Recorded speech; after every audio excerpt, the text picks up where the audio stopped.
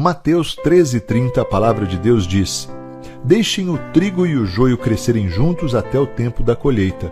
Então eu direi aos trabalhadores que vão fazer a colheita: arranquem primeiro o joio e amarrem em feixes para ser queimado. Depois colham o trigo e ponham no meu depósito. Sabe, meus queridos, hoje nós vamos refletir um pouco sobre a parábola do joio. Jesus conta no Evangelho de Mateus que o reino do céu é como um homem que semeou sementes boas em suas terras. Então, certa noite, enquanto todos dormiam, um inimigo veio e semeou no meio do trigo uma erva ruim chamada joio. Quando as plantas cresceram, formaram-se ali as espigas e o joio apareceu. Os empregados daquele homem então perguntaram como aquilo poderia acontecer se ele havia semeado apenas boas sementes. Então o homem respondeu que aquilo havia sido obra de algum inimigo. Os seus empregados perguntaram para o patrão se ele gostaria que eles arrancassem aquele joio. E a resposta dada é a que nós lemos no versículo 30. Deixem que o trigo e o joio cresçam juntos, até o tempo da colheita. Então, aí nós arrancaremos primeiro o joio e amarraremos em feixes para serem queimados. E depois o trigo será colhido e será guardado no meu depósito, foi o que disse aquele homem. É muito interessante que ainda no Evangelho de Mateus, no capítulo 13, dos versos 37 ao 43, Jesus é questionado pelos seus discípulos quando eles já estavam a sós com o Mestre. E eles perguntaram: Mestre, fale mais sobre a parábola do joio. Então Jesus respondeu: Quem semeia as sementes boas é o Filho do Homem. O terreno é o mundo. As sementes boas são as pessoas que pertencem ao reino do Senhor Jesus. E o joio, as que pertencem ao maligno. O inimigo que semeia o joio é o próprio diabo. A colheita é o fim dos tempos. E os que fazem a colheita são os anjos de Deus. Assim como o joio é ajuntado e jogado no fogo, assim também será o fim dos tempos. O Filho do Homem mandará os seus anjos e eles ajuntarão e tirarão do seu reino todos os que fazem com o que os outros pequem e também todos os que praticam o mal. Depois, os anjos jogarão essas pessoas na fornalha de fogo, onde vão chorar e ranger os dentes de desespero. Então, o povo de Deus brilhará como o sol no reino do seu Pai. E Jesus termina dizendo: se vocês têm ouvidos para ouvir, então ouçam.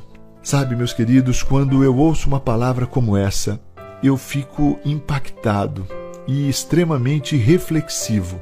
Que nós possamos verdadeiramente estarmos atentos à voz e à direção do Senhor Jesus para as nossas vidas. Mateus 7:21, a palavra de Deus diz: Não é toda pessoa que me chama de Senhor, Senhor que entrará no reino do céu, mas somente quem faz a vontade do meu Pai que está no céu. Sabem, meus irmãos, este ensinamento do Senhor Jesus em seu primeiro sermão nos alerta para a importância de fazermos a vontade de Deus. Talvez ao ouvir ou ao ler esta mensagem, você pode se perguntar: mas qual é a vontade de Deus? Vamos lá. Eu penso que a primeira delas é que o amemos de todo o nosso coração, como está lá no Evangelho de Marcos, capítulo 12, versículo 30. Um outro ponto é que reconheçamos o seu amor por nós, como está em João 3,16, que diz: Porque Deus amou o mundo de tal maneira que deu seu Filho unigênito, para que todo aquele que nele crê não pereça, mas tenha a vida eterna. E um terceiro ponto que eu acho crucial é que amemos o nosso próximo como amamos a nós mesmos, como está em Marcos 12:31.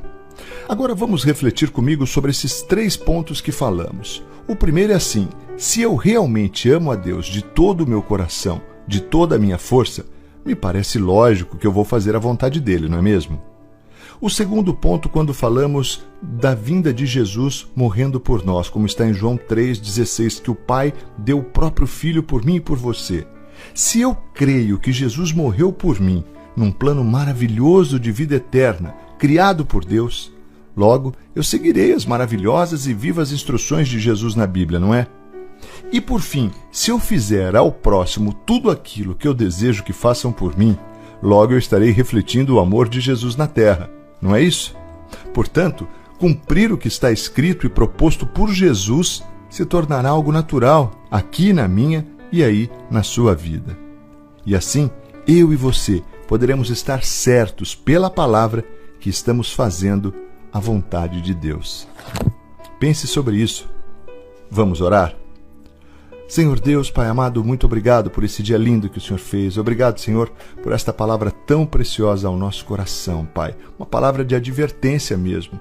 E nós te louvamos por ela, Pai, porque entendemos que só mesmo meditando na Tua palavra que podemos nos aproximar de Ti, Pai, orando e lendo a Tua palavra, conhecendo, Pai, de maneira profunda os Seus ensinamentos. Senhor Deus, que o nosso coração possa ter a certeza, Pai, de que estamos caminhando em sentido à Tua vontade, Pai, que estamos caminhando, Pai, junto do Seu propósito para as nossas vidas. Deus, nós entendemos que fomos criados para o louvor da Tua glória e que, portanto, Pai, nós reconhecemos que o Senhor deu Jesus a morrer na cruz por cada um de nós, pelos nossos pecados, Pai. E nós reconhecemos também, Senhor, que devemos amá-lo de todo o nosso coração e amar o próximo, Pai, como amamos a nós mesmos. Pai, que nós possamos ir além das palavras desta oração, mas que nós possamos praticar verdadeiramente, Pai, na minha vida e na vida dos meus irmãos, Pai, os princípios instituídos pelo Senhor. Deus, nós oramos para que seja assim, e nós precisamos, Pai, do Teu amado Espírito Santo, que nos dá direção, entendimento e graça, Pai.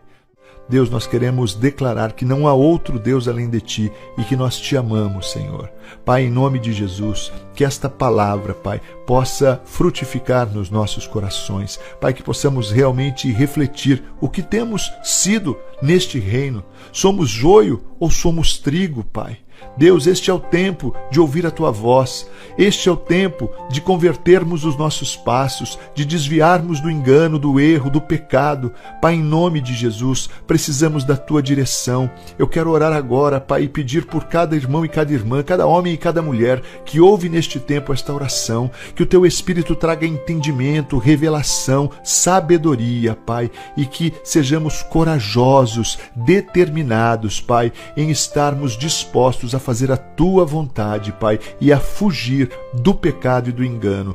Pai, que seja assim. Esta é minha oração neste tempo. Eu oro, Pai, agradecido pela oportunidade que temos ainda, Senhor, de ouvir a Tua palavra com liberdade. Pai, muito obrigado por esse espaço, por este tempo, por este momento e pela oportunidade que eu tenho de trazer a palavra a cada um que a recebe neste tempo. Eu oro agradecido, Pai, no nome santo, poderoso e bendito do Senhor, e em nome de Jesus, que o Teu Espírito possa produzir, Pai, com excelência, Pai, em cada coração, segundo a Tua vontade e os Teus propósitos, porque não há nada, Pai, nada, absolutamente nada, que possa impedir o Teu agir. Louvado seja o Teu nome, Senhor Jesus, é no Teu nome que oramos agradecidos. Amém e amém. Graças a Deus.